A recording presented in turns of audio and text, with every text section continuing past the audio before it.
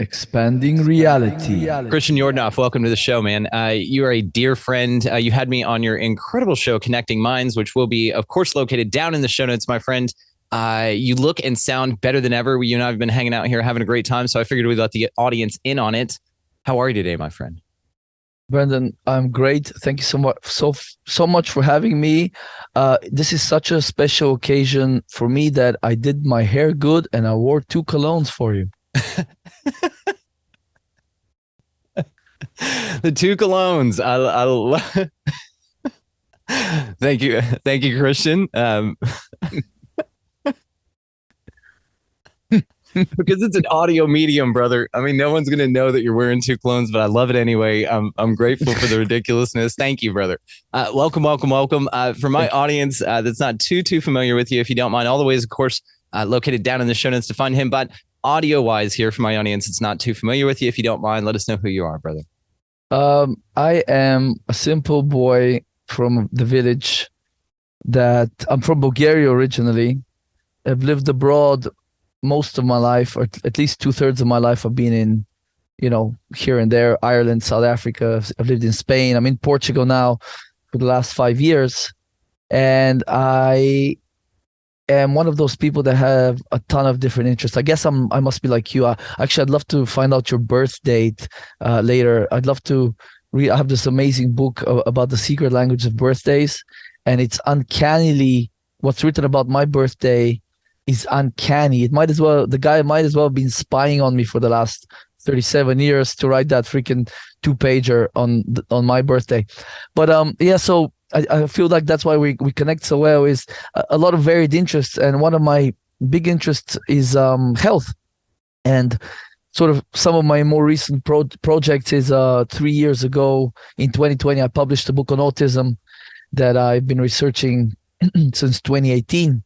So that's one thing that I like to talk about is my research into autism, children's health. And, these are some of the biggest interests that I have, but I have a number of, I love, for my podcast, people will see, and just like yourself, and I'll have a ton of different varied interests, from esoteric stuff, conspiracies, psychedelics, psychology, philosophy.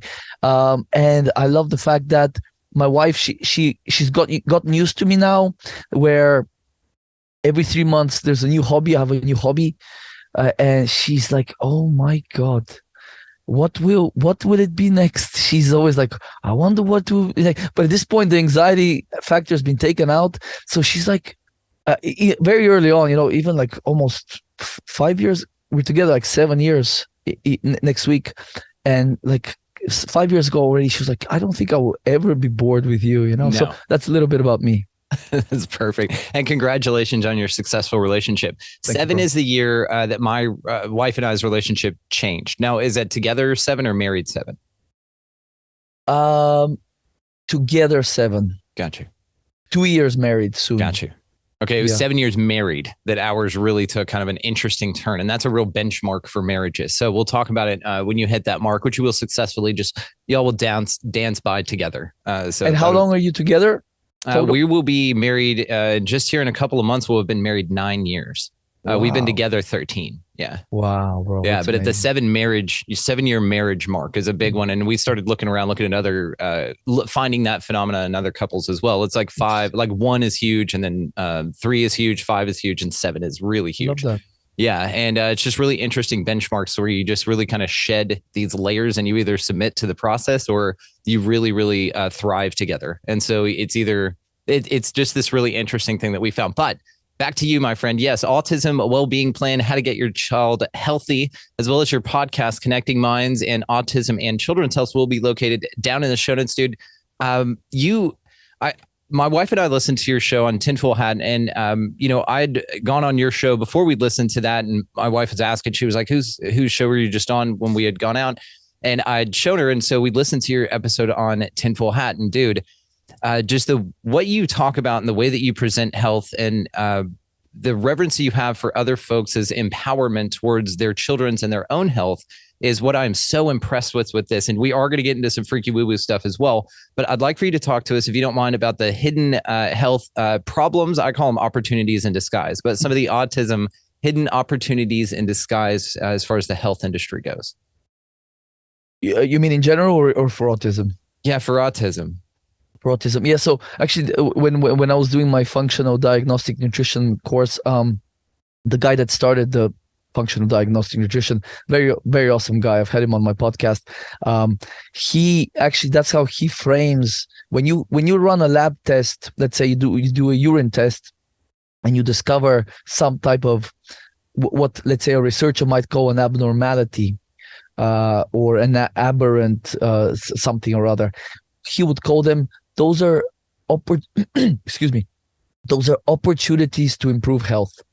And this is how we like to frame things, right? So opportunity. So you to just to kind of step back a little bit. So from my research into autism, right, what's very and I in my book, in basically on the first page of the introduction, I cite, I think, 22 or 23 papers where I basically tell you, if you're as a parent, if you suspect your child is on the spectrum, or they have been diagnosed with ASD, autism spectrum disorder, it is very likely that they have one or more hidden underlying health challenges, aka something that you can find or uncover and address with the help of your practitioner, ideally.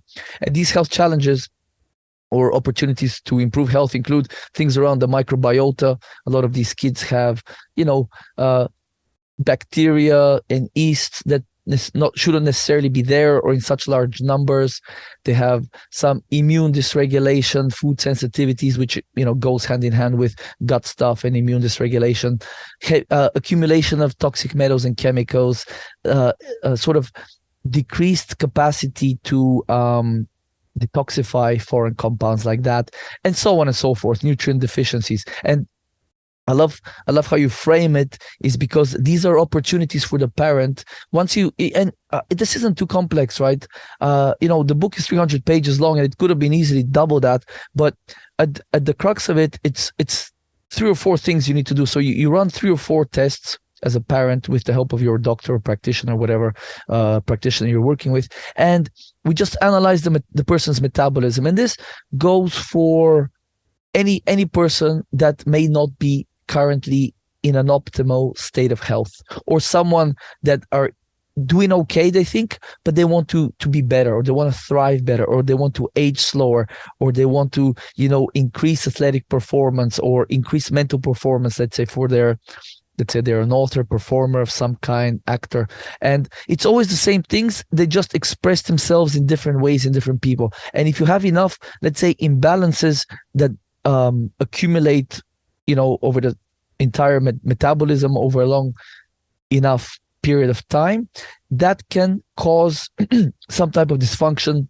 which can lead to symptoms, be they psychological, behavioral, or physical. So with autism, what I like to do normally is, when I start working with a client and their kid is, let's say, 2, 3, 4 years old or 7 years old, whatever, we run a couple of tests and we assess metabolic function. So we look at certain B vitamin status, antioxidant status. We look at gut, signs for gut dysbiosis. We look at, depending on the resources available, we can run some hair testing and now some urine testing to assess, is there too much chemical exposure, chemical toxicity? Is there heavy metals, being excreted in the hair? And sometimes we do a gut, a stool test to assess, is there pathogens, bacteria, parasites, etc., etc. And with that, the parent now, and with a little bit of education from the practitioner, in this case myself, with a bit of education from the practitioner and support, the parent now is empowered to improve the child's diet, which is a huge piece of the puzzle. Get some high quality supplements to support the child in rebalancing these things, be that improving antioxidant status, improving nutrient status of vitamins, minerals, etc.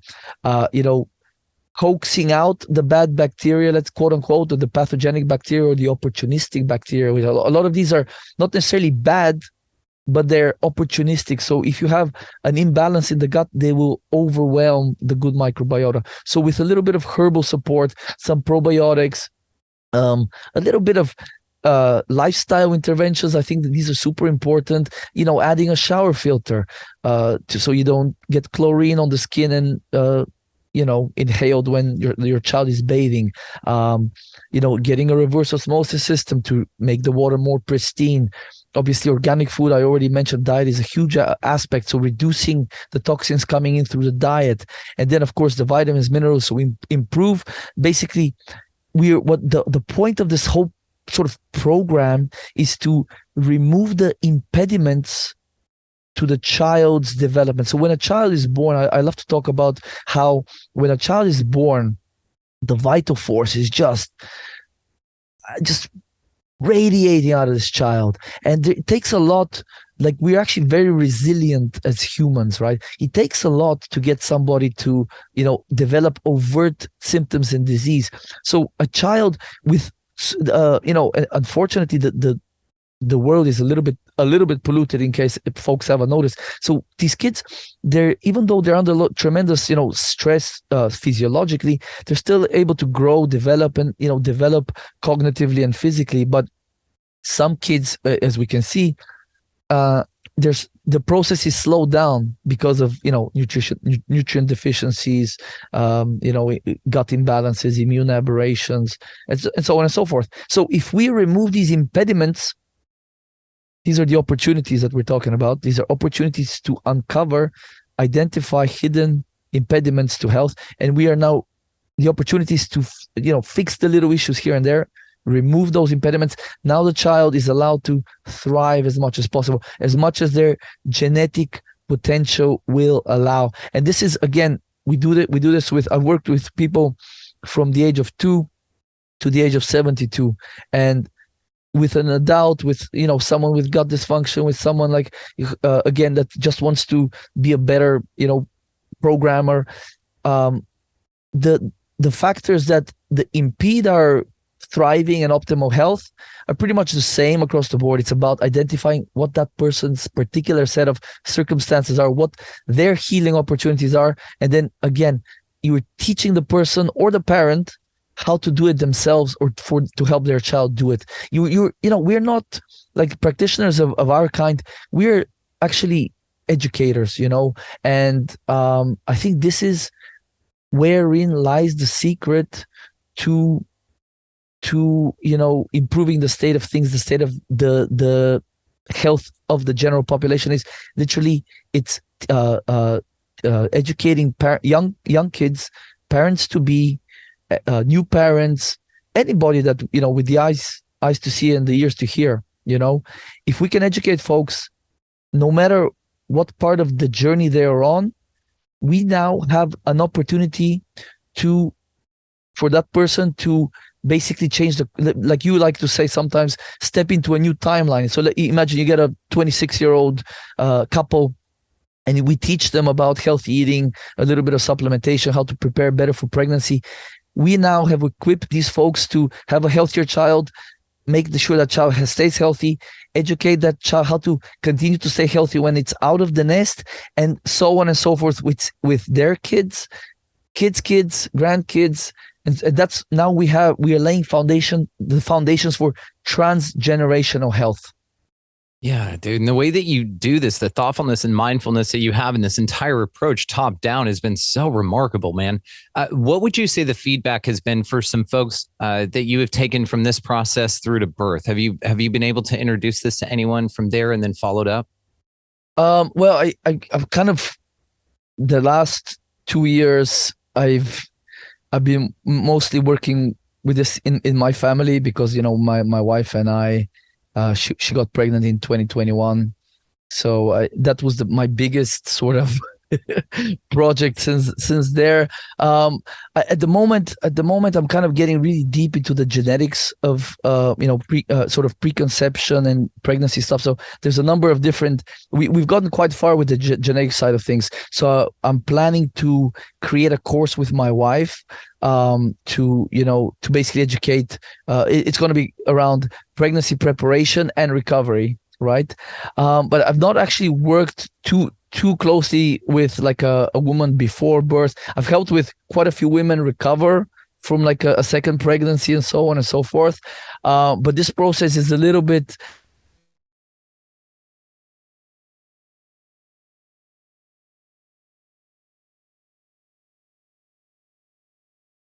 I I can run onto some ladies that may want to consider getting pregnant soon. So yeah, it's kind of this particular aspect is a work in progress. It's it's fascinating too, the mindfulness, again, the mindfulness approach. So with this, the health benefits, there's a psychological component to this as well. And I'm grateful that you mentioned the epigenetics, which I want to come back to. But what about the psychological component with this, with the mindfulness of that, dis-ease is literally just, mental dis-ease found manifest in the body. What are your thoughts on something like that? Well, this is huge, bro. And just like to be perfectly honest, I learned a lot of this stuff while my wife was pregnant. I made a lot of mistakes on this side of things. So in terms of physiological health, in terms of all this, the supplement, I tell you, very few women on planet Earth ate as well and had a supplementation program as good as my wife did when she was pregnant. I guarantee you that. Guarantee you that. But I did make some mistakes in terms of what came out of my mouth, right? So it wouldn't be necessarily about like if I, let's say I was reading some research about this particular whatever health issue can cause XYZ birth outcome. I didn't say things like that. It was more about like I would read some news or some conspiracy. I was kind of deep into conspiracy research a little bit while she was pregnant, and I would just like share over. It was kind of during the COVID stuff. I would overshare things related to the COVID stuff, and she didn't like. Since I've since understood that she's a very sensitive person, and we both are very sensitive people. So something that I see that doesn't perturb me, I understand now that it does perturb her a lot more, even if she's not pregnant, but when she's pregnant, even more so. So I made a mistake that, so it's super important, not just if a woman is pregnant, but this psychological stress is a huge thing, because if you sort of trace it back to, I love that there's a dude called Brendan Vermeer I've had on my podcast. He's a great sort of functional student of functional medicine and natural medicine. He's just genius level. And I love what he said one day when I was interviewing him. He said, "Thoughts create proteins." So when you have let's say some type of thought that's, let's say, quote unquote negative, or let's say something fearful, it creates a cascade of neurochemicals get created. So these neurochemicals sort of they go hand in hand with emotions that get expressed. So emotions, the feeling of an emotion, these are neurochemical cascades. So if you get scared or stressed, you have cortisol rises, adrenaline rises, norepinephrine, all these chemicals. So certain chemicals go up, others get suppressed. So there's kind of negative feedback loops and so on. So for example, if cortisol rises, and adrenaline rises, it sends signals to the body to start breaking down muscle tissue to create glucose, because what's the point? It's because that glucose now will be very handy if you have to fight, if you're have to run away, or you're hunting an animal. So there's other things like certain minerals of magnesium, calcium, zinc. They start getting released. Like you can actually see that in hair tests of people that have been like in a shocking event. You can see like a very high excretion of certain nutrient minerals, and so on and so forth. There's many cascades, and so in hindsight, obviously I would have kept my mouth shut about, and like now, like we were actually just quick little side story. I mentioned it to you last time we spoke. So we went to this very cool homeopath up here in the mountains in the Portugal, in south of Portugal, and he has this bioresonance machine where he asks the question in his mind. You hold this kind of electrode, and he he completes the circuit with another metal bit, and using his machine, he asks questions and he gets the answer. Like the guy's 79 years old, his skin is perfect, like amazing guy, just amazing. And he knew things about us by questioning stuff about us through the machine and this bioresonance method that he just couldn't know otherwise.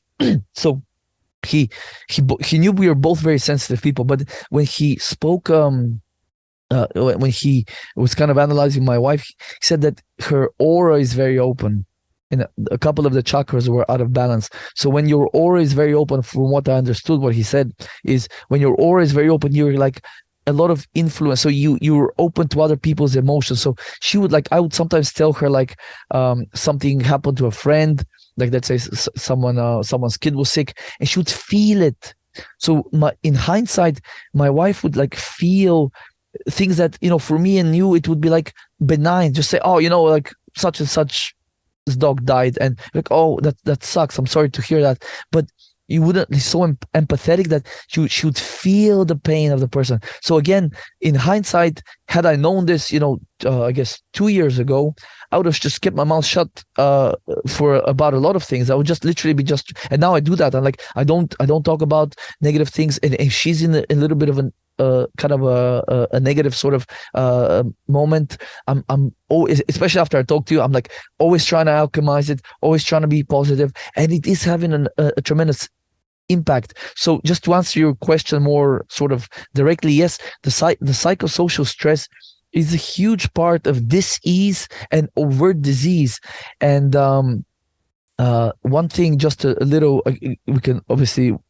we can talk about this issue ad nauseum. So just to kind of wrap it up, is one thing that I like to technique I like to introduce to my clients and friends and family as well is, if you've ever heard of EFT, which is known as emotional freedom technique, also known as tapping. So where you do like the setup statement, you tap your karate chop point, and then you bring up the emotion that's perturbing you, anger, frustration, whatever, and you frame it in the context of self-acceptance, and then you tap these 7 or 8 acupressure points or acupuncture points on the face and the torso. So you got your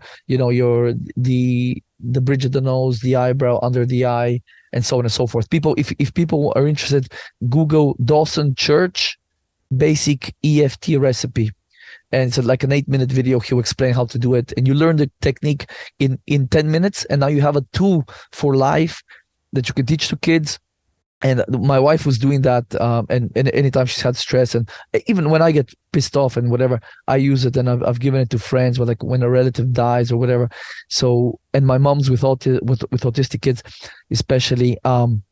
So what this does is it brings up the emotion, you expose to it, and then you frame it in a sort of self-acceptance context. So you're not feeling guilty that you have this emotion, and then tapping these points on the face and the torso. Basically, it sends a signal to the body that everything is okay. So this allows you to decouple the thought from the emotion, and you do that a few times so you get a low score in terms of the intensity. And now you're able to think about an event or whatever thing that pissed you off or makes you sad or whatever. It even works for pain, PTSD, anxiety, depression. They've done tons of research on it, and now you're able to bring the thoughts up without necessarily triggering the emotion. So that's a little tip to handle that side of things, because you brought a great point up, Brandon. Is this, for some people, this they might be perfectly healthy, everything's dandy, but if you've got a lot of work stress or like a relative, like family stress, COVID that made a lot of people overtly sick from the stress. So being able to manage stress with this technique and other techniques is extremely important. Dude, you nailed it with this. And I got, not to put you on the spot, but do you want to run through one for anybody out here who's not familiar with EFT tapping? I'm a big fan of this. And so actually anybody that's in your car, if you're driving right now, just kind of pause this, note the timestamp and come back to it. Audio only audience, actually, if you want to participate in this with us, check the video version. It's linked right down in the show notes there. Come directly over to the video to this spot and let's do some EFT tapping, man, because I'm a big fan of this kind of stuff. And let's walk through folks one to get it actionable here. What do you think? We could do that. I'm not an expert. I've only like learned the basic one, but we can do that quickly. So your karate chop point is basically, if you were to do a karate chop point, like if you're going to hit a plank to break it, like a Shaolin guy or whatever. So your karate chop point there, you just tap it with your 4 fingers. So first you bring up an event that kind of annoyed you, or an emotion in the last kind of week or two that annoyed you or made you something that made you angry, and you're just trying to get that feeling. So let's say I just kind of think of why don't we do a collective one? Let's do a collective one. COVID. Yeah. Okay. Just for all the stresses and everything that went through with COVID, for anybody who didn't take it like we did, for the way we took it, for the challenge, for all of that event, for everyone here, let's tap out that energy collectively for everyone and make this sort of a global manifestation, if you will. Now, I do have a question for you before we get started. Do you left hand tap on your right, or do you right hand tap on your left? Is that significant or important in any way? From what I understand, it doesn't matter. Okay. I just use my dominant hand to tap, but you can do any side of the face or the torso. Okay, and perfect. Some guys do the crown chakra point up here. Dawson Church, the way the video that I just mentioned, he doesn't do that one. So here's the thing, just from what I understand, it's the benefit you get is from that particular tapping session is it may be only one of the points that is actually causing you the sort of the relief, but the exercise is so you cover all of them, just to kind of, to take the guesswork out of it, which I wonder if this point is going to give me relief. No, you just do all of them. It takes 2 minutes, that kind of way. So it's one specific point, I think, or a subset of them that is actually providing the relief each and every time. So it doesn't really matter. It doesn't actually matter too much how many times you tap either or on which side, as long as you kind of get the general sort of, again, like I said, I'm not an expert, so I'm like waffling. No, it's okay. We're learning together, because same thing with you. I've done this exercise. I've participated in it. There's several interpretations on this, which are totally fine. Let's give them ours. Let's give them yours. Just what you work through and run through. And we'll do this as a collective release for all of anything that's happened from 2020 till now in this current timeline, right? Right. So how I would start is just think about, this from 2020, from the lockdowns, from the lies, the frustration, not being able to see loved ones, and these mandates and pushing things on people and not being able to travel, like whatever frustrations and anger or whatever, like just try to sort of remember that. And as you do, like think of a level of intensity of 0 to 10, 0 being no distress, no frustration, 10 being, maximum distress or frustration or anger. Just try to remember that feeling, bring that feeling up. And as you do, tap the karate chop point and just say, put a name to the feeling. So even though I feel this anger, I deeply and completely accept myself. And then just repeat that a couple of times.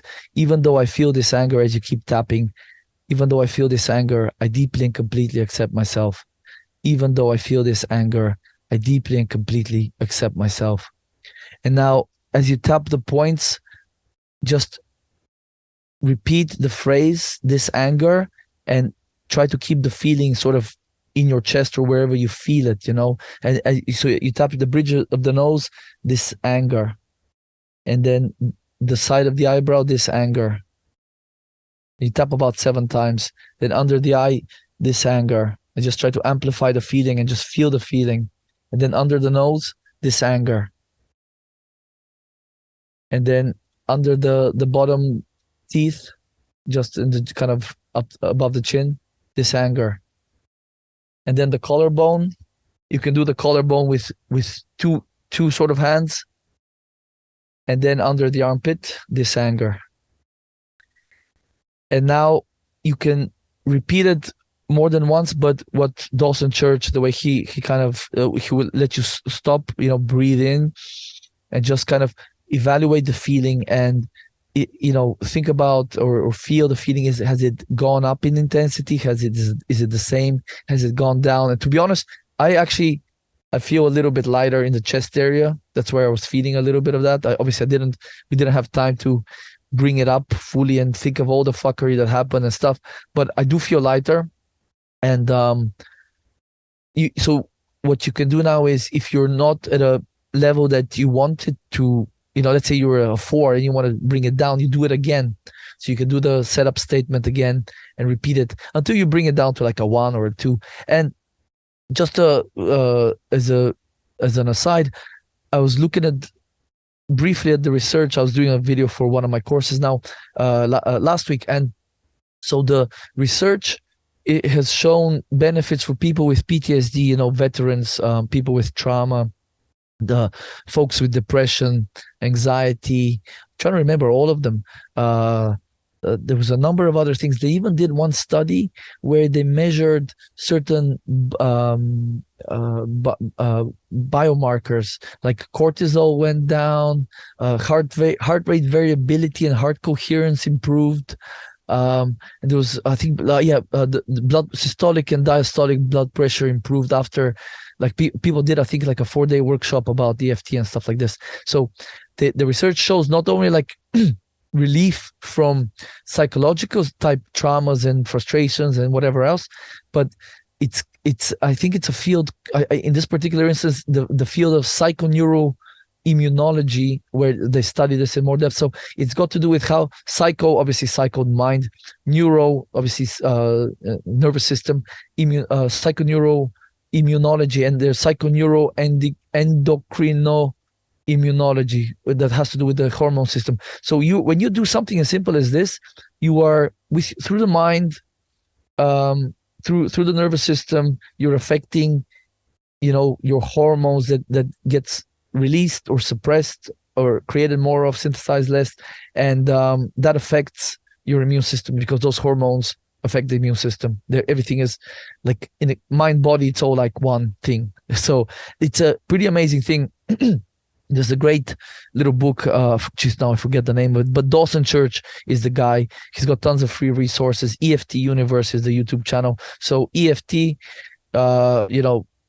this is game changer, folks. It really isn't, because it's a mindful, almost like acupuncture that you perform on yourself in a way to kind of purge out these feelings. And of course, this has been known for a long time that the body keeps the score, right? So you have these points in which these areas of energy build up. And whether you think this is freaky woo-woo or not, there are physiological things, again, actionable things that you can do, where you can say, hey, I'm just, doing this physical, just sort of dance where I'm going through these points, and they're just, like I said, acupuncture points or anything else. You don't have to take it spiritual and woo-woo, but we all know that there's some deep, deep stuff going on there that you are really, really releasing and tapping into literally that energy to let it just kind of vent off. Think of it as like, it's kind of probably going to be gross, but energetically popping a pimple, you know what I mean? You're just like, and you get it out of you. You're just like, ugh.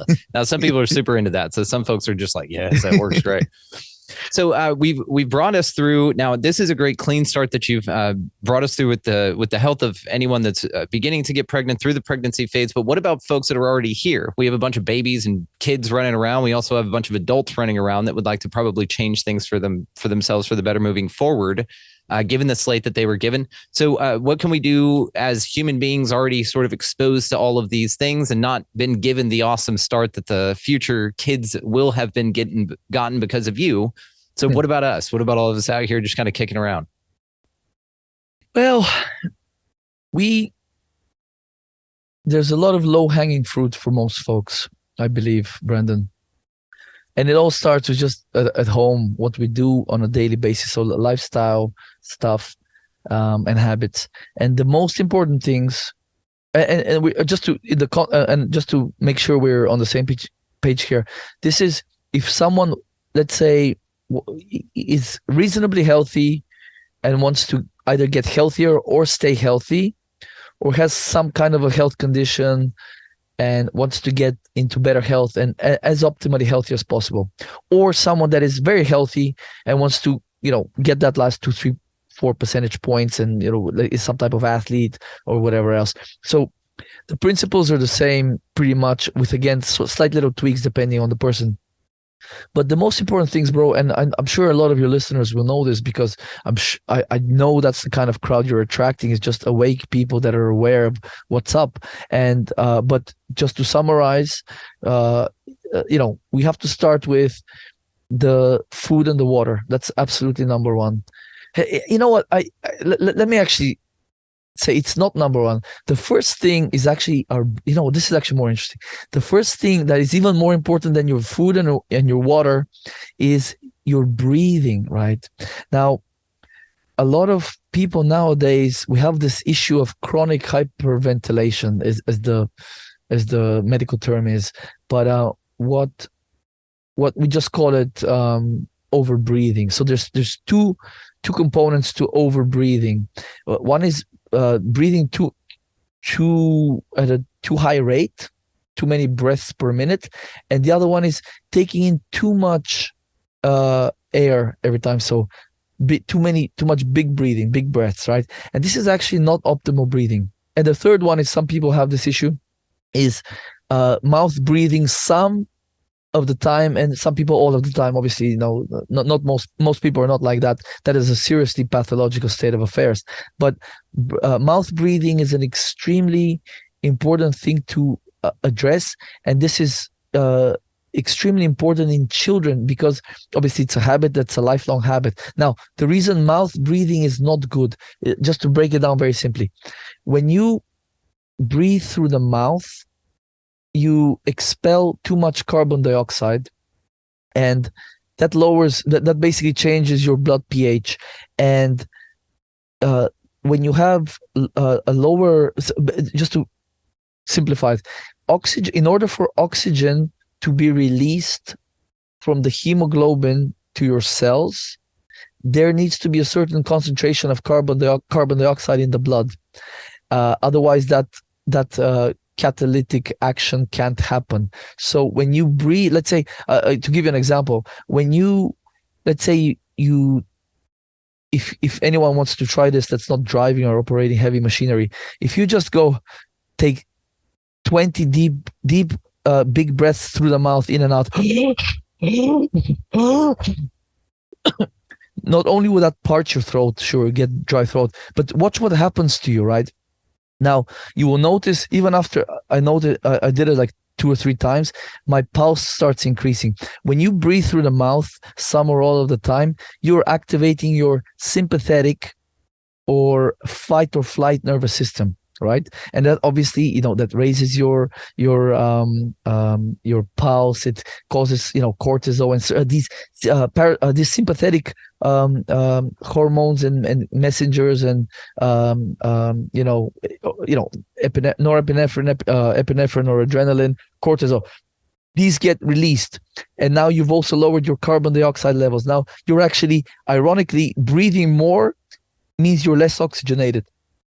The converse, how do you teach someone, or how do you get someone who's hyperventilating or having a panic attack? How do you get them to calm the heck down? You give them a paper bag, for example, and they start breathing into the paper bag. What are they doing? They're breathing in their own carbon dioxide. So now they're getting the carbon dioxide in the blood back up. That allows them to normalize all these blood pH and all this other cool stuff. So what's another way to get someone to calm down? You just breathe through the nose slowly, and you just expand your tummy, and gently, slow breaths. So that's the optimal way to breathe.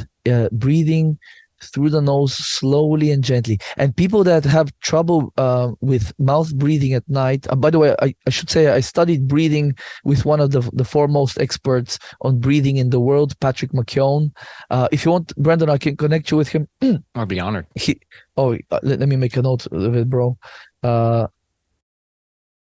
He is awesome, bro. I studied for 8 days with him in Ireland, went to his house where his clinic is. He's got this amazing sort of practitioner community all around the world, and he does this. He's helped people with not just asthma and all these kind of breathing related disorders and obstructive sleep apneas and all sorts of things, snoring. But also now he works with sports people like SWAT team guys in California, just all sorts of amazing people, athletes, like I said. So this is where I learned all this stuff from. He's written like 8 or 10 books at this point, and I've had him on my podcast, and another one of his sort of proteges, I want to say, one of his great students. So this is the optimal way to breathe. Oh yeah. So what I was saying is, so folks that I learned this from him, and I do this every night, by the way.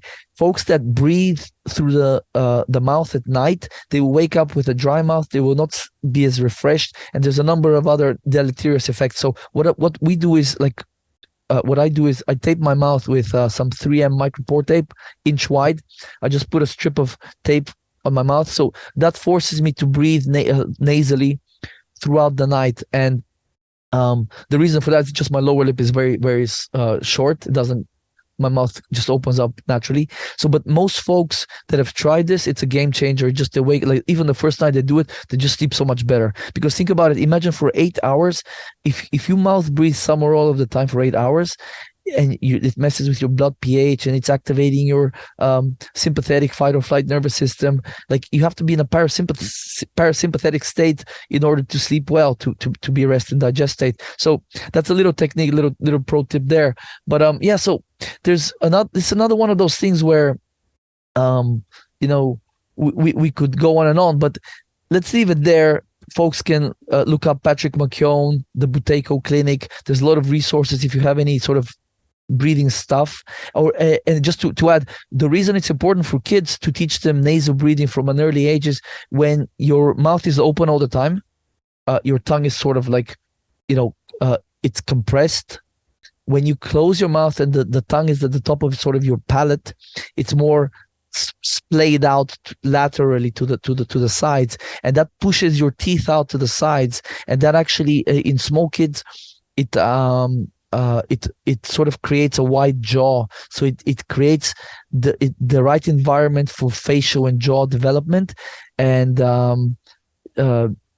basically kids that mouth breathe will have a higher chance of having crooked teeth because of the jaw sort of being more sort of constricted and long and narrow. So this is important. There's some very good research that actually shows that kids with sleep disordered breathing at the age of 3, I think it was, have a much higher chance of having special education needs by the time they're 8 years old. So, kids with ADHD, etc., there's a lot of that can be traced back to, or at least exacerbated by, mouth breathing, right? So breathing right is we've forgotten this amazing art of breathing right. You have to breathe slow, small breaths. I mean, there's still deep breaths because you're feeling, you're using your diaphragm, but it's like this slow breath. It's quite a beautiful thing to see. I think it was Lao Tzu or something like that said that the perfect man or the perfect warrior I'm just paraphrasing, their breathing is imperceptible. So if you can hear you're breathing too fast or too much, if another person can notice that you're breathing, you're probably still breathing not optimally. You have to go to the state where you can barely perceive yourself breathing. So no noise, like you can't actually feel noise. You can barely see any movement in the person's sort of, chest, or like the belly just very slowly and gradually expands and contracts. So it's this kind of thing. But we can put a cork in that one for a while. The other important things is obviously food and water. And we don't have to belabor this point. People should know organic, ancestrally sort of focused food. So if it was there 200, if your grandmother ate it or your granddad ate it, probably you can eat it. 200 years ago, what food was available? What food was available for your ancestors for the longest time? These are the foods that your body is most adapted to eat, most likely. Obviously, water, reverse osmosis, distilled water, this kind of stuff, super important. Another thing that people often forget is the shower filter, which I already mentioned. But also the air filter, the air purifier. I always like to mention this to people because from my research into the toxins and all this stuff, a lot of things like plasticizers, flame retardants, phthalates, things in plastics and mostly plastics really. A lot of these things actually get carried around your home by dust. So if you have a lot of you have a dust situation, it's not just the dust that can, mess with you. It's what the dust is carrying that is important to filter. That's why these air purifiers, they're $100. Get one for your kids' room, for your master bedroom, and for your main living spaces like your office, your living room. This is super important. So these are the basics, and we can always, of course, depending on what direction you want to take it, we can always elaborate on other ways to stay healthier, get healthier.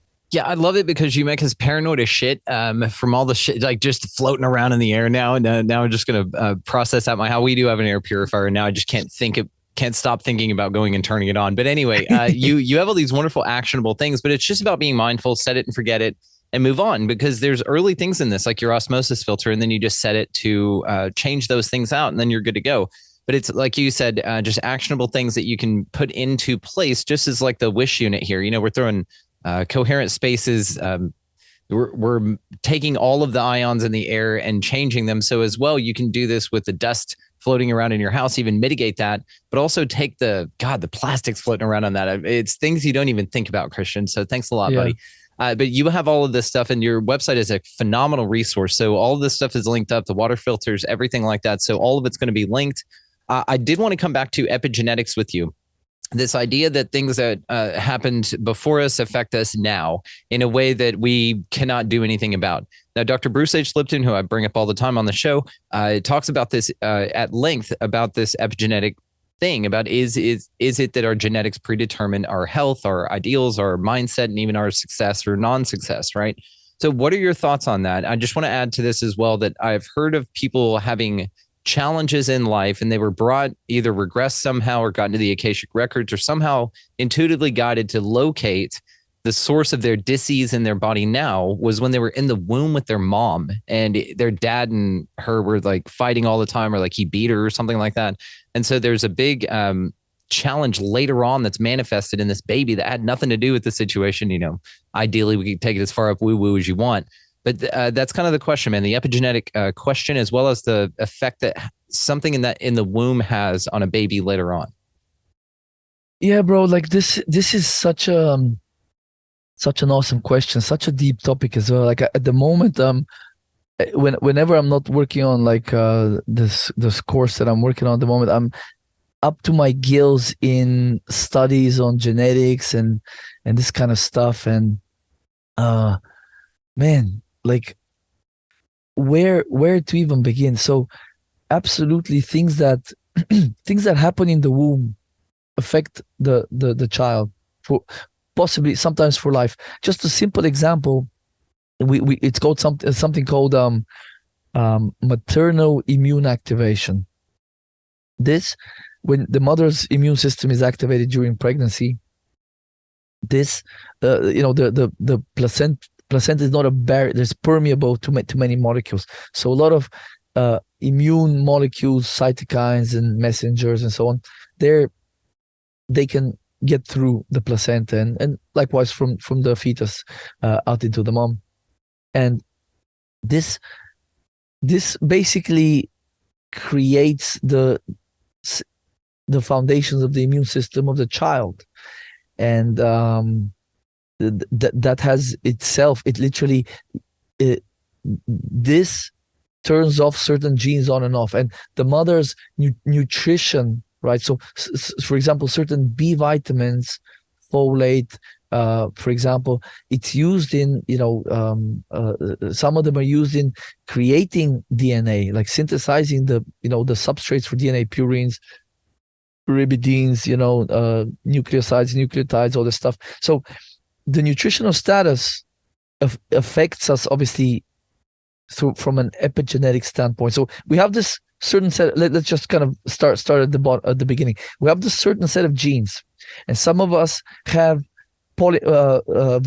gene variants called SNPs, single SNP SNPs, single nucleotide polymorphisms. So these are basically where a section of the gene is slightly different. So there's a couple of variants. For example, there's a famous gene MTHFR, methylene tetrahydrofolate reductase gene, and I have the what's known as the most serious SNP of that, where the enzyme that the gene codes for works at like 50% efficiency, and that has to do with folate metabolism. Now, what that can do, just having that one gene itself, you have this whole cycle of enzymes that are coded for by genes. So if you have, so that's for me is a vulnerability. So if you have like a number of these, which all of us have certain things that are, we could say, are vulnerabilities to something, not necessarily that you will get triggered. It's all got to do with, epigenetics again, lifestyle factors, certain foods and nutrients turn certain genes on and off, and so on and so forth. So if left unchecked, if I didn't know that, if left unchecked, this genetic variation can lead to a homocysteine to build up. Now, homocysteine, high levels of homocysteine is associated with atherosclerosis, depression, pregnancy loss, right? And a number of other things. And these things run in my family. Coincidence? I don't know. The more I think about it, the more I study this stuff, the more I don't think so. The more I think these things that run in my family are because certain variations in our our genetic makeup that create this predisposition. So what do? Well, I look at the research or a subset of it, because there's been thousands of studies on this particular gene alone. What do you do about it? So, for example, in my case, for the MTHFR gene, I take creatine that reduces some of the demands on the methylation system, which is what this gene is a part of. I take trimethylglycine, which can lower homocysteine. I take the right types of methylated B vitamins, a high-quality B vitamin complex.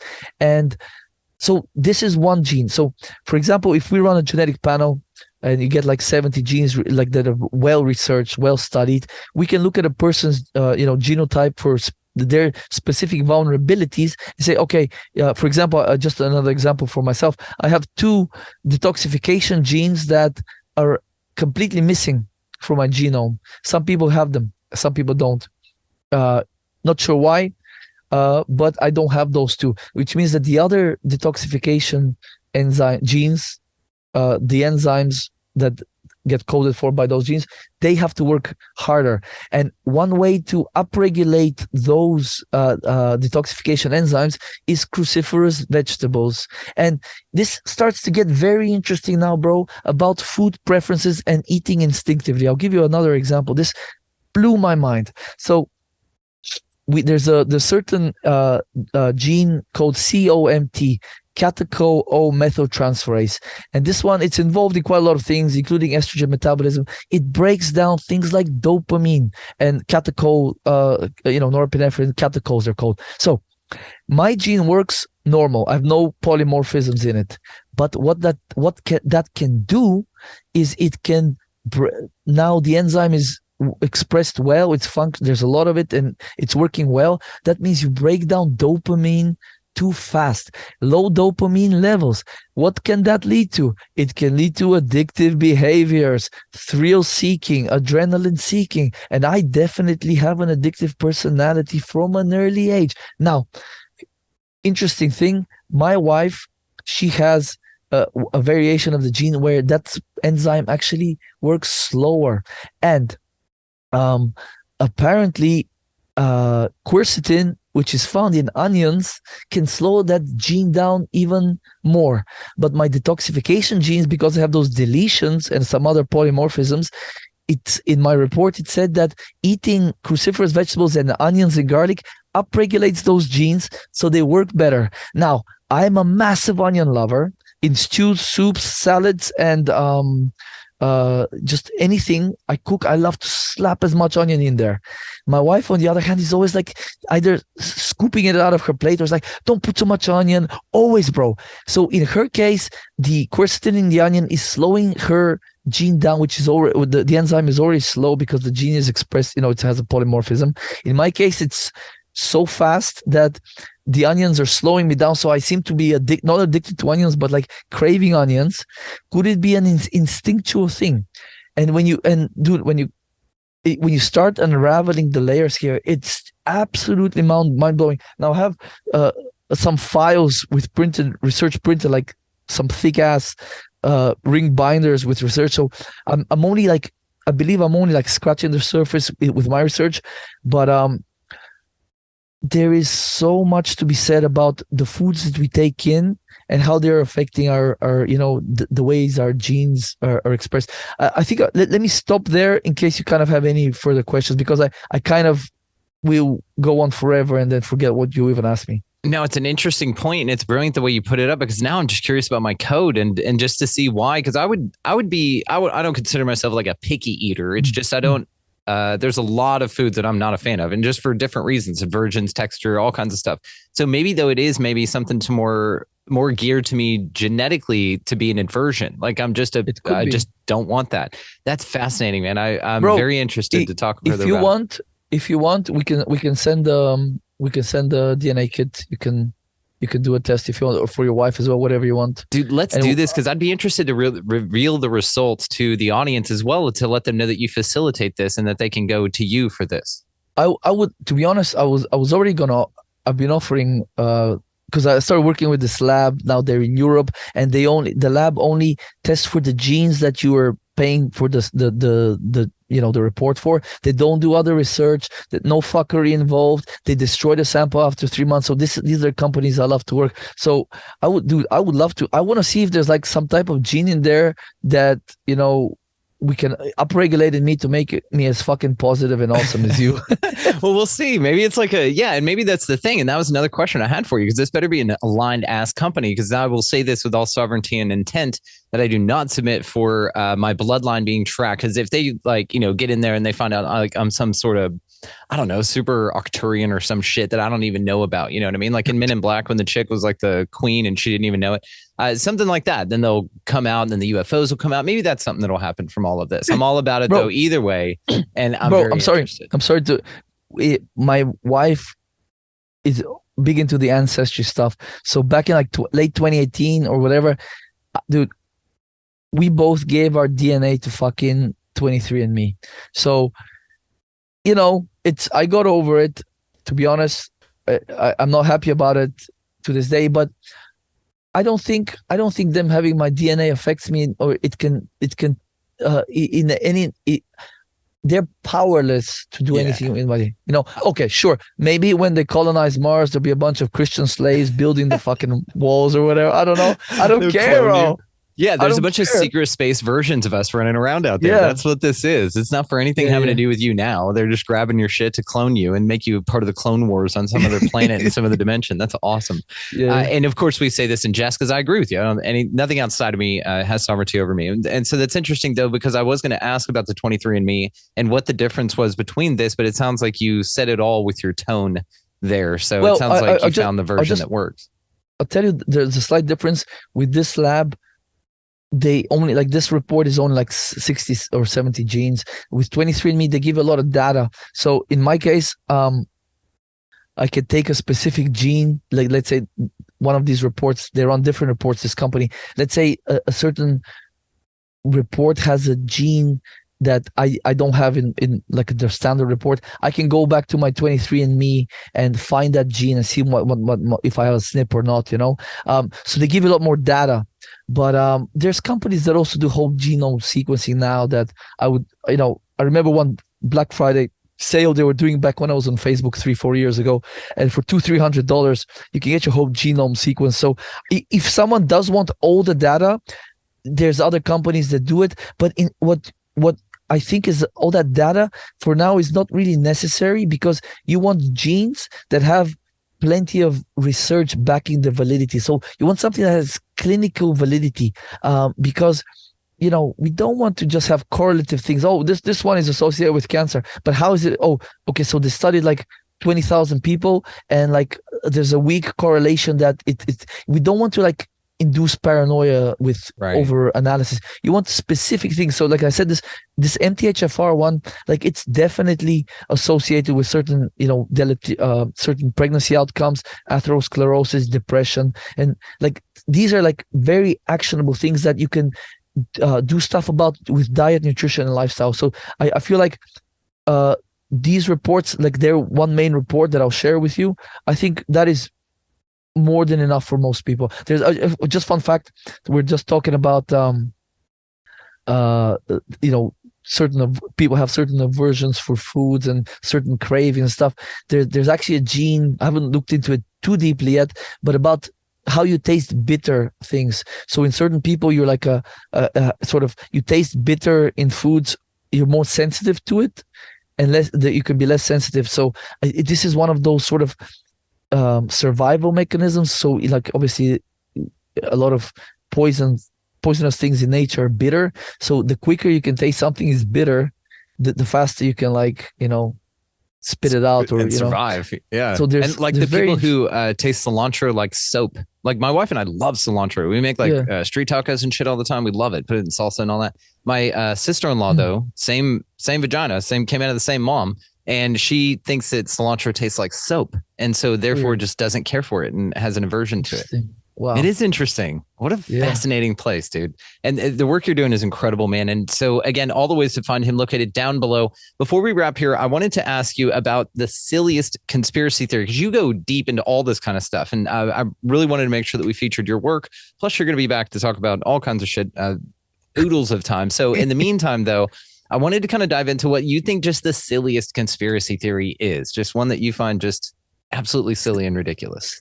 Silly as I don't think it's true, or I think it's very implausible, or that silly. In what way silly? Yeah, give me a little of all of it, actually, because there are some that are really silly that you could see as not being true, and that's why they're silly, or you could see them being so true because they're so ridiculous. Like for instance, the Richard Branson thing in I want to say it was late 80s, early 90s. He created a hot air balloon that was shaped like a UFO, and then he hired a little person to get inside of it in an alien outfit. And then whenever it flew over and landed, so a bunch of people reported this UFO, and then it landed, and this guy hopped out dressed as an alien, which lucky he didn't get shot or something like that. So, I don't think it was really thought through, but that's a silly ass, conspiracy theory type thing to do, Yeah.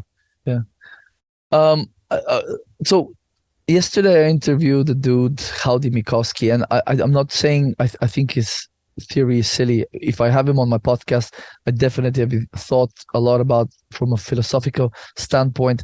But I think it's quite an outrageous theory. Is the one that we are here, basically our souls are being tricked into reincarnating, and this is like some type of the Gnostic sort of demiurge here. I think this one not necessarily it's silly, but it's like a lot of things that I've tried to debunk, and I come to think that okay, now this must be true because I cannot debunk it, or I'm giving it some credibility. So this one, it's not that it's keeping me up at night, but I've been thinking a lot of, could it be that maybe this is not like we all want to think it's a little bit of a new age airy fairy sort of thing. It's a school when we come here and we're incarnating but like if your soul is a powerful being, why do you need to be here? My personal sort of thought is, if you're like a godlike being,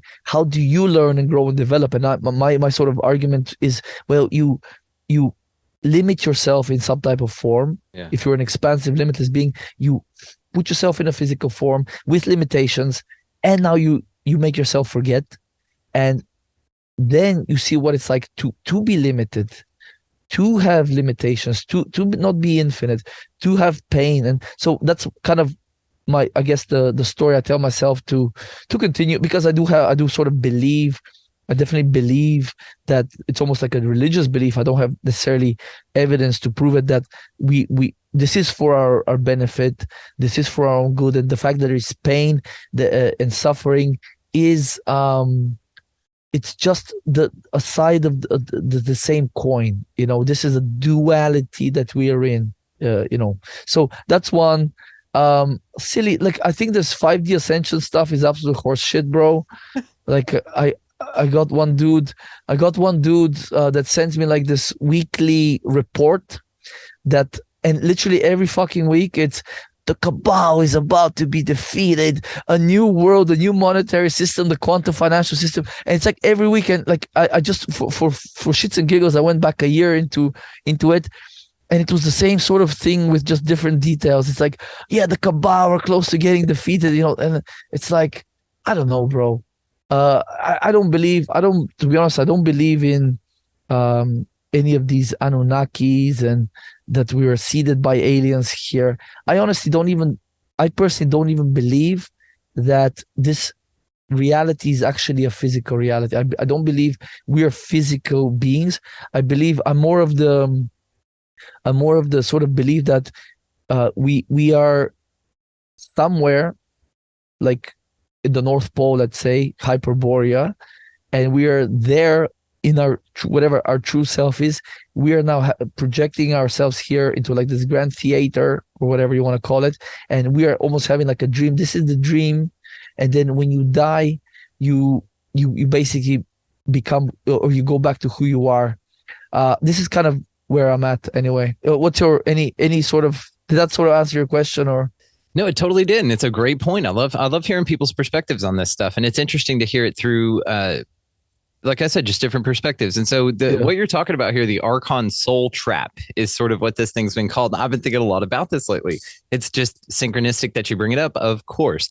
And so one of the things with this is the things like the Anunnaki and the Pleiadians and all of those things. I think they're fun and awesome and badass. Now, I don't write them out as absolute experiences that these people, whoever they are having. And so what I will say to this is, like you said, this being more of a projected reality in any way that we want it to be, there are a lot of stories that people experience here, and they are very, very true for them, but it's not consensus reality true, right? But what's interesting about it is the wisdom and the fractality that seems to be in all of these different experiences can be ubiquitous, in a sense, meaning ubiquitously experienced in different subjective ways. So let's take like the psychedelic experience, near-death experience, anything like that. There are artifacts, I feel, of a simulated reality that we're in, that we're participating in, to where, like you said, a fractalized version of us is having that experience because for them, they need to have it in that way, articulate it in that way to get them to the next level of understanding. Just like a teacher that's able to explain a math problem 10 different ways to get those kids to the same answer, but it was through 10 different paths, filtered through 10 different perspectives and things like that. A real tailored experience, if you will. And so that's something that I find fascinating. Now, to this way of saying like 5D ascension and all of that, perhaps there is not a reason to this game, but maybe there's sort of an objective, beyond learning and growing. Maybe the learning and growing leads us to not only the learning and growing, but a yes and of us sort of discovering that we are playing a game and that we're all one thing, and that the discovery of that through conversations and through people being visited by portions of themselves that then told them that they're the Anunnaki, and then get us into Sitchin's work and get us into really questioning. I think that's what it's really all about, is opening critical thinking as far as it can go. And we do that with the possibilities and just what people find are possible. So whether you find validity in the fact that it exists or not, you're still able to sort of cognitively step into the world with that person and say, you know what, on a planetary system, if there are, the Fermi paradox and all that, if there are all these other creatures, then perhaps one could have come here. And the fact that it's possible, that's it. The fact that you can hold a possibility as a potentiality and not rule it out. Now, what's beautiful about all of these things, our perception, the Anunnaki, simulated, all of these are not provable in a sense, but also not falsifiable. So you find yourself in this beautiful valley of potentiality. And so that's where I'm at with it, man. But this Archon Soul Trip I have been thinking about. And like you, I get to this point with it where I'm like, well, either we're all powerful or we're all not. But also I'm not to the point to where I'm limited in my thinking that my understanding extends beyond this world, or stops at this world rather. Let's say that this life, right? And we end in this life and we die. And maybe there's something after this. Perhaps that's just a chapter 2 that builds on what you learned in chapter 1, but from a completely different like dimension and standpoint. Now there's like triality instead of duality. And then you basically take this and build into the next one. Like, who the fuck knows, right? But again, with it, it does seem like I feel that this place is a growing environment of sorts, just simply because of our perspective of time, that we experience time, which just gives us change over duration, right? So this is an interesting thing to me, but I love what you said. And as far as, like I said, calling out the validity on, yes, this is what's happening as far as 5D ascension, or this particular alien coming down and saying this thing to this person, like those things I don't put the B word in as far as believe, but I do believe that these people had a very serious and significant experience that changed them in a certain way that was very tailored to them. And I believe in the possibility of that existing for all of us. So therefore, I can't rule any of it out. You know what I mean? I love that, bro. That is truly an expansive freaking worldview, and I love this. That's why I love you. I have to, I have to say, one thing I kind of think I know for sure, though, is we are, and I love this, bro. I love this so much. It gives me so much sort of security. Is we are all emanations of source. We are thoughts in the mind of the creator. Now, how far removed are we from the creator? How many layers? Well, it's hard to say. It seems like, to me, it seems like we are very much in the grand scheme of things, very, very much a tiny little speck. Because if the all is infinite, well, there you go. Like literally, the mind can the reason I feel like we're so small compared to the grand scheme of things is if we cannot comprehend this. Like I haven't talked about this on the record, but I had one experience on acid, bro, where it was so beautiful. Like I could almost see like the expansion of like worlds and universes and how it's literally like a fractal that can go infinite, right? And at that point, this beauty, and I saw the beautiful organization of it all, and it was so beautiful, and it got so overwhelming. I was so overwhelmed by the beauty, bro. I was in bed and I jumped out of bed, and I had an episode. My wife, I was like started saying I thought I was going crazy. I thought I was going crazy, bro. And I was started apologizing to my wife. I thought I could call me an ambulance, call me. I asked, I need a shaman. I thought I need a shaman. Call me Chris. Some guys that I interviewed that have worked with shamans in Peru, Matt Palmer, Mateo. They call Mateo, like find someone, I need help. I need a shaman to help me get me out of this. And it was really bad. And then I had all these like smudges and, this agua, what do you call that? Agua de Florida. And I started like, I took the agua de Florida, and I just started spraying it on myself, hoping to like whatever. And it's based in alcohol, it's agua de Florida. It's like perfume, and I feel like maybe the alcohol, because like benzodiazepine is like a trip killer, but alcohol kind of does the same thing, as it has to do with whatever the GABA receptor. I don't remember the science behind it, but I did that. It's kind of like started taking me down, but it was so it was so overwhelming that at that point I realized that, it's beautiful. That is beautiful, but in our human state, we are here for a reason in the human state. And in this human state, we are not ready to experience that, whatever that expansiveness is. And maybe when we die, or maybe it's like what you were saying when you were on my podcast, you have to, success and all this manifestation stuff has to happen in stages, because if it happens tomorrow, you don't have your nervous system, you don't have the capacity to embody that yet. So I feel like maybe this is God's game, where each little speck that he throws out into the infinity, it's like a boomerang that will one day merge back to source. And on the way back, it's this incredible journey. And God is like, I'm gonna, and it's like again, like infinity. If you can imagine the all splintering into like infinity pieces, and it's in each piece, and it's because it's infinite, it's seeing everything from the like each atom in the air and in everything is seeing all the other atoms from that perspective. And the omniscience of the all is seeing everything from every possible angle. So infinity times infinity angles, and it's like it's this amazing game it wants to play with itself, because it's the all, it can do whatever the fuck it wants. But if you start to like this is probably a bad thing to start thinking about when you're on some entheogen, because you may indeed go kukura. So I think that's why the brain or the human mind is like, okay, I'm done here. I think it's beautiful, it's gorgeous. I'm not ready. So I agree with you. Yeah, I really do. I've felt this in my own experience here about elation, about pure joy, about like how happy I'm able to be here. And I've talked about this. It's this thing about your nervous system, because our nervous systems, because of the conditioning, because of all of that good stuff, then it's been very trained to be very comfortable in a nervous situation. And so it's very interesting when you start pushing joy and elation and freedom, and you've shunned that nervousness and you've shunned your worthiness and imposter syndrome and all that. And you just sit with actual joy and elation and pure happiness for your sovereignty and who you are. That in itself is a shock to your nervous system, man.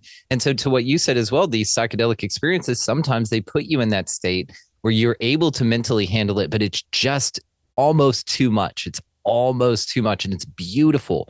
And that's why when we come back for those experiences, we go, dude, the colors, I couldn't even explain it. Like there's no colors around here that explain what we see over there. There's no amount of freedom and expansiveness and creativity and instant manifestation that we experience over there that we do here. So like you, it figures, in my mind, it figures that it's for a point, like that there's a reason that it's so governed. Yes, we have access to it. In the same way, though, like you said, maybe we're not supposed to, but what I think to that is we're not supposed to all at once, like you said. I feel that those things are here for us, just like elation, joy, our ability to heal and move forward, like the power that gives you from being able to write your own story. Those things, those are trips in themselves, and those are powerful emitters that get you more in tune to be able to handle that frequency, literally. And so this is what I feel that we're building our nervous systems up from, is the bottom of the expansive ability to perceive the lowest fear, scarcity, all of those things, only to say, okay, there's the bottom, and then here we go. What's that saying? Man's roots have to reach to hell before you can reach to heaven. And so it's about reaching this real stable, I feel, varied base for yourself, so that you can really experience the whole scope of what this reality, as far as duality and all of these things, have to offer, if that's what's going on. And then, like you said, afterwards, it's just over and you integrate. But like you said as well, maybe there is codes hidden within this, that maybe it is a goddamn Archon soul trap, dude. When you die, you shouldn't go to the light. Your job is to turn around and look. And if you do that, you beat the game and everybody claps for you. Otherwise, you do get sort of in this loop, until you can figure it out. But it seems that there are many things here, if you want to look at it like that, as that would beat the game, or that would beat the simulation and open this thing up. And all that means is bringing us all back to singularity. And for enough of us, as far as a critical mass goes, to realize that it's a simulation and that it's a game and that we're all one. That's all it takes. And it's not even all of us. It's just a certain percentage. Yeah.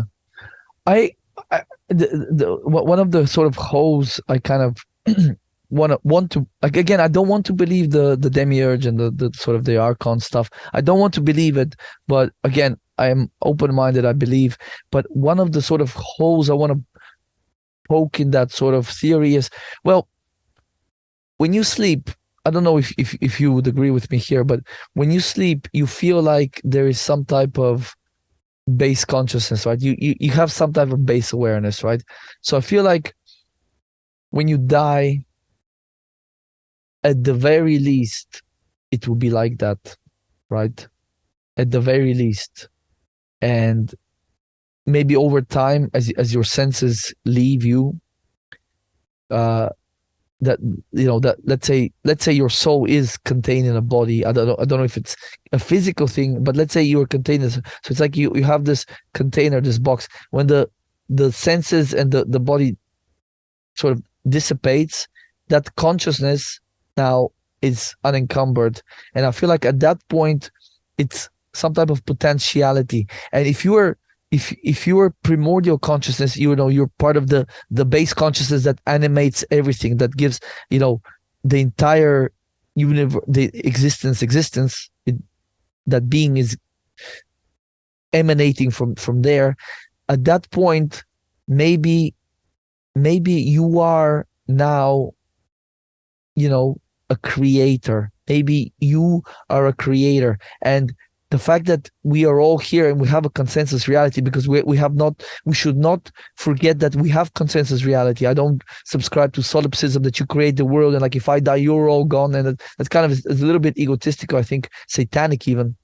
um but if you are that sort of divine spark, as Howdy he says, I think maybe a bunch of us divine sparks organized into the earth. So it's like how a cloud forms. So we now once you have a mass of something like a snowball, it goes bigger as it rolls down the hill. So maybe these sparks are kind of the self-organizing units of consciousness that decided to create this realm, this world here, and we're here, and maybe the earth is like, let's say, infinity minus 1,000 years old, and then it will live for another infinity minus 1,000 years, and it will dissipate. And these sparks of consciousness, or when they transmute, maybe they go to other dimensions, other worlds, and create other worlds. So maybe we are like atoms on a much grander scheme of things. There are sparks of consciousness or divine sparks, and we like either self-organizing, or there's other larger entities or whatever. I definitely can't rule that out, that they're organizing us into place. It's like when you see a school of fish suddenly change speed, it could be that there's definitely like, and I don't want to call them entities controlling us, but we cannot say for sure that it's a negative thing, because there's still good parts to life. If it was just a negative thing, it would be like the Matrix. You would just getting constant fear, constant hell, and constant extraction of loose energy. But I really, really think that we know so little, again, with our limited human senses, that anything is possible. And this is where I'm at my wit's end. This kind of where I can't really, I don't know much. This is why I continue to study these things and think about them. You know a ton, man. And really what it is in my mind, like a remembering. And really that's what these conversations are. And so it's about all of this in my mind also is not about solving it. It's just sort of realizing that there's something bigger going on. And that's really revel in the mystery. Yeah. And enjoy the shit out and play, really. But there's a lot of this stuff I feel can be taken too goddamn seriously. This place is fun and it's meant to be played in. And that's honestly, if you're talking manifestation, if you're a practicer of that, your joy is directly related to your speed of manifestation. That's directly related. That's why kids are just boom, boom, boom. And just really tapped in, is because they're not encumbered, as you said, I love that word, by some sort of belief system that they're not capable of doing so. Then they don't second guess and backtrack and think about the responsibilities and all that. There's none of that. It's unencumbered from any of those things. This is why, like, it becomes more challenging, I suppose, but you also have more rational ways of going about your healing, to be able to navigate it a little bit better. Before, you don't need as much healing because you're just open and you can just do. But again, in that place of vulnerability also is where you're taken advantage of and created a lot of trauma. And so this is where we find ourselves. It's just an interesting, beautiful symphony that is this life, this creation, this realm, this whatever the fuck this is. And dude, I'm grateful that you're here with us. So all the ways, of course, to find you are going to be located down in the show notes, my friend. We're going to do this a bajillion more times, if that's cool with you. I believe that's a unit of measurement. And we will make sure we get all those in. And for sure. But just Christian Yordanov, I can't thank you enough, man. Amazing. Brandon, thanks so much, bro. What an honor. Oh, that's all I can say. What an honor, privilege, pleasure to know you, and to spend time with you, having conversations like this, man. Love you. Love you, brother. Love you, brother. Love you.